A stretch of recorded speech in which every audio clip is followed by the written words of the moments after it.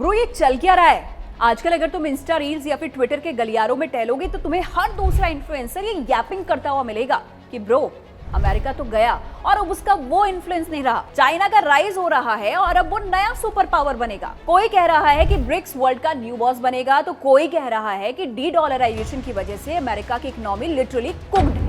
लोगों का ओपिनियन है कि अमेरिका में पोलराइजेशन और पॉलिटिकल डिवाइड इंक्रीज हो गया है। यूक्रेन रशिया की वॉर के बाद अमेरिका का सिक्योरिटी फेलियर दिख गया है और अब वो on the verge of collapse है। ईरान वॉर के बाद तो काफी लोग उसकी पावर और उसकी अथॉरिटी को क्वेश्चन कर रहे हैं। ओवरऑल लोग बोल रहे हैं अमेरिका फेल हो गया है। अमेरिका फेल हो गया है? क्या बात कर रहे हो यार। हाँ, आई एग्री कि ट्रम्प की पॉलिसीज के कुछ ड्रॉबैक्स और कुछ कॉन्सिक्वेंसेस डेफिनेटली होंगे, but it's Trump policies not America की पॉलिसीज। यूएस में इससे पहले भी लीडर्स आए जिनकी पॉलिसीज भी ऐसी ही स्ट्रेंज थी, but they came, completed their term, but America stayed America. So I repeat again कि ट्रम्प की पॉलिसीज के कुछ ड्रॉबैक्स और कुछ कॉन्सिक्वेंसेस डेफिनेटली होंगे, लेकिन इससे अमेरिका सुपर पावर नहीं रहेगा, उसका कोलैप्स हो जाएगा। ये बातें टोटली अब्सर्ड है। हम अमेरिका की बात कर रहे हैं, the United states of America की, ऐसी कंट्री जिसने वर्ल्ड वॉर 2 के बाद आधी वर्ल्ड को रिकंस्ट्रक्ट किया, ऐसी कंट्री जिसके इंस्टीट्यूट्स, IMF, वर्ल्ड बैंक के बिना आज भी कई कंट्रीज का डेवलपमेंट पॉसिबल नहीं है, जिसके बनाए हुए फाइनेंशियल सिस्टम आज भी विलिंगली अनविलिंगली पूरा वर्ल्ड फॉलो करता है। लोग कहते हैं कि ईरान वॉर में अमेरिका हार गया। कैसे हार गया भाई? जहां एक और Iran is asking their people to form human chains around nuclear plants and other military establishment, तो वहीं on the other hand America अपने एक पायलट को deep inside hostile territory of Iran से निकालकर लेकर आ गया। America is a super power, even if its influence is declining. It will take decades before someone takes over. Let's decode in this video why despite all the challenges, US is still the superpower and why it would remain the same. Global currency में अगर कोई king है तो वो United states का dollar है। लोग सालों से इसके क्रैश की थ्योरीज बेच रहे हैं, पर ये लिटरली एक ऐसी थ्योरी है जो कभी प्रैक्टिकल ही नहीं होती। Let me tell you dollar का असली लोर क्या है। कभी पेट्रो डॉलर का नाम सुना है? देखो, ये वो सिस्टम है जिसने डॉलर को दुनिया का अनडिस्प्यूटेड किंग बना दिया। 1970s में अमेरिका ने सऊदी अरब के साथ एक डील की जिसने गेम बदल दिया। डील ये थी कि सऊदी अपना सारा ऑयल सिर्फ और सिर्फ डॉलर में बेचेगा और बदले में अमेरिका उसे मिलिट्री प्रोटेक्शन देगा। इवन टुडे वर्ल्ड का मेजॉरिटी ऑयल ट्रेड डॉलर में होता है। जस्ट थिंक, अगर किसी भी देश को अपनी गाड़ी चलाने के लिए या फिर इंडस्ट्री के लिए ऑयल चाहिए तो उसे पहले डॉलर खरीदना पड़ेगा। ये एक ऐसी बेसिक नेसेसिटी है जिस वजह से ऑलमोस्ट हर नेशन को डॉलर की डिमांड करनी पड़ती है। IMF के कोफर डेटा के अकॉर्डिंग 2025 के फोर्थ क्वार्टर तक ग्लोबल रिजर्व में डॉलर 56.77 पर बैठा है, जबकि इसके कॉम्पिटिटर्स तो लिटरली मिड परफॉर्म कर रहे हैं। यूरो 20.25 पर अटका है, तो वहीं जापानी येन 5.78 पर नीश प्लेयर बनकर रह गया है और चाइना का रेन मिनबी ये तो 1.95% पर स्ट्रगल कर रहा है और इसे कहते हैं लिटरली स्किल इशू। जब दुनिया की सबसे बड़ी इमर्जिंग पावर का करेंसी शेयर 2% भी ना हो तो समझ जाओ कि डॉलर को रिप्लेस करने की बातें सिर्फ कोपिंग मैकेनिज्म है।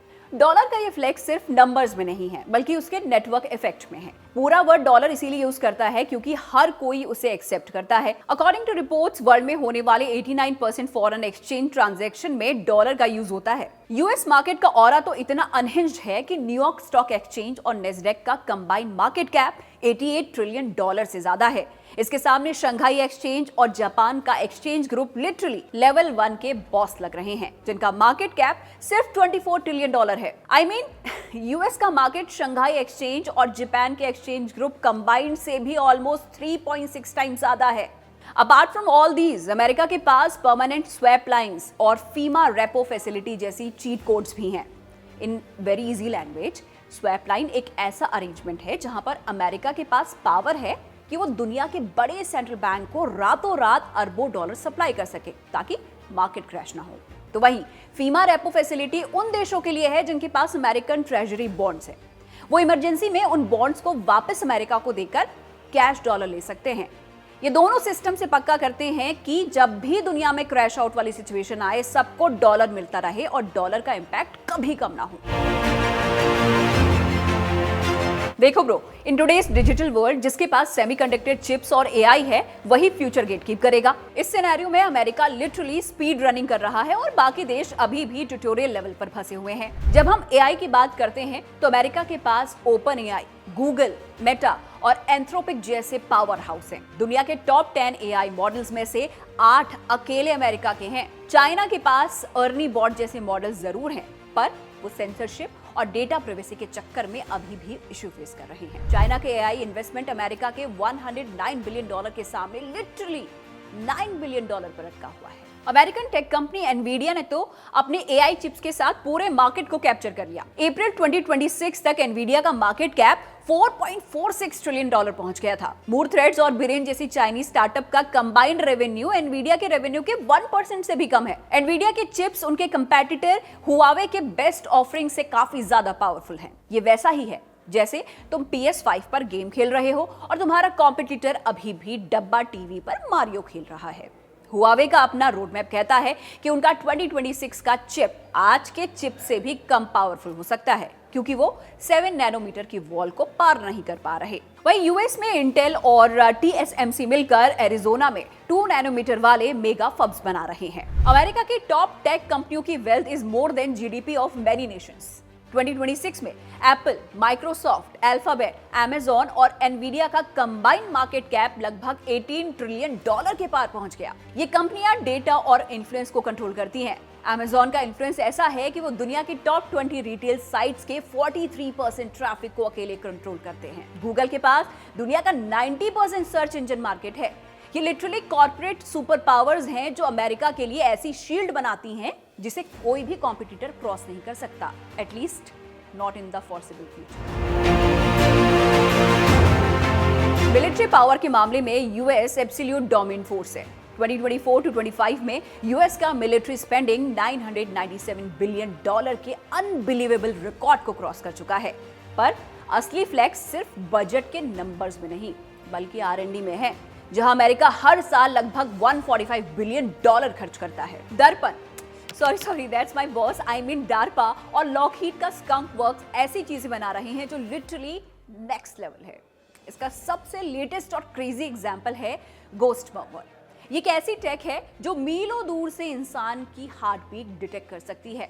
अभी रिसेंटली ईरान में ट्रैप्ड यूएस के पायलट को रेस्क्यू करने के लिए सीआईए ने इसी टेक्निक को यूज किया था। और तो और अमेरिका के पास 11 न्यूक्लियर पावर्ड एयरक्राफ्ट कैरियर्स हैं, जिनमें से एक की कॉस्ट $13 बिलियन से ज्यादा है। ये कैरियर सिर्फ शिप्स नहीं है बल्कि ये तैरते हुए एयर बेसेस हैं।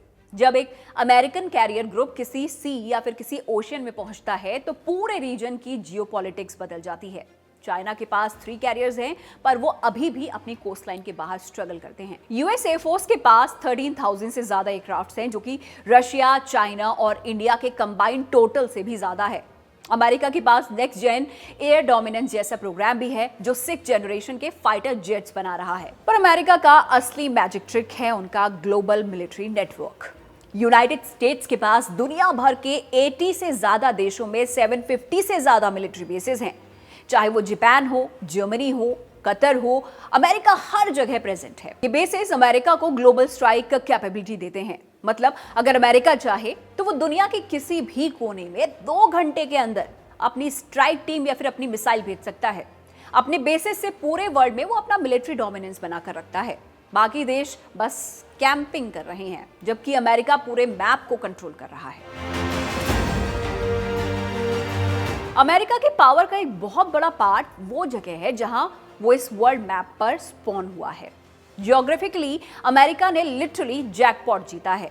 उनके नॉर्थ में कनाडा है और साउथ में मैक्सिको। ये दोनों ही कंट्रीज अमेरिका के लिए कोई मिलिट्री थ्रेट नहीं है और उनके साथ अमेरिका के ट्रेड रिलेशंस बहुत सॉलिड हैं। पर असली फ्लैक्स तो उनके ईस्ट और उनके वेस्ट में है। अमेरिका अपने ईस्ट एंड वेस्ट में अटलांटिक और पैसिफिक ओशियन से सराउंडेड है। ये 2 ओशियन अमेरिका को नेचुरल प्रोटेक्शन प्रोवाइड करती हैं। किसी भी कंट्री के लिए अमेरिका की मेनलैंड पर हमला करना लिटरली एक लॉजिस्टिक नाइटमेयर है। अमेरिका एनर्जी के मामले में भी अब पूरी तरीके से सेल्फ सफिशिएंट हो चुका है। सरप्राइजिंगली अमेरिका वर्ल्ड का बिगेस्ट नेचुरल गैस और तेल का प्रोड्यूसर बन गया है। जहां यूरोप और एशिया के देश मिडिल ईस्ट के तेल पर डिपेंडेंट है, तो वहीं अमेरिका अपने ही घर में तेल निकाल रहा है। ये जियोग्राफिकल आइसोलेशन और रिसोर्सेज अबंडेंस उन्हें एक ऐसी सिक्योरिटी देता है जो चाइना या फिर रशिया के पास कभी नहीं हो सकती, क्योंकि उनके चारों तरफ कॉम्पिटिटर्स और एनिमीज की लाइन लगी हुई है।